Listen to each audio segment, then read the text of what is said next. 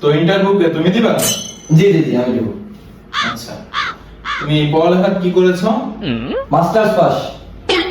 Masters. English সম্পর্কে ধারণা আছে তো? জি স্যার ইংলিশ ভালো পারি। আচ্ছা, তাহলে আমার প্রশ্ন একটাই হবে, হ্যাঁ? একটা প্রশ্নের ভিতরে একটা উত্তর দিতে হবে। যদি তুমি টিকসই হও তাহলে তোমাকে এখানে চাকরি দেওয়া হবে। তো আমার একটা অভ্যাস আছে, সেটা হচ্ছে আমি কোনো না শুনতে পারি না। আমি যে প্রশ্নটা বলবো সেটা সঠিক উত্তর দিলে তোমার চাকরি কনফার্ম। আর যদি না দিতে পারো তবে নাকি লিখতে পারেন স্যার? জি, আমি যেটা বলছি সেটা শোনো আগে, তোমার চাকরি তো নট হয়ে যাবে আমি দেখতেছি। তো আমি যেটা বলছি সেটার উত্তর তোমাকে প্রথমে দিতে হবে, ঠিক আছে?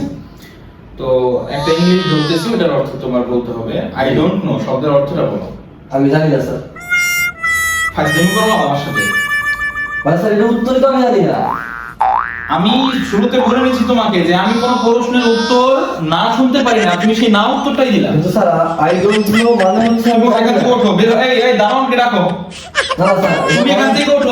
আমি তোমাকে প্রথমে বলে নিয়েছি যে তুমি না বলতে পারবা না। তুমি প্রথমে আমাকে হেল্প করার জন্য তুমি নাই বললা।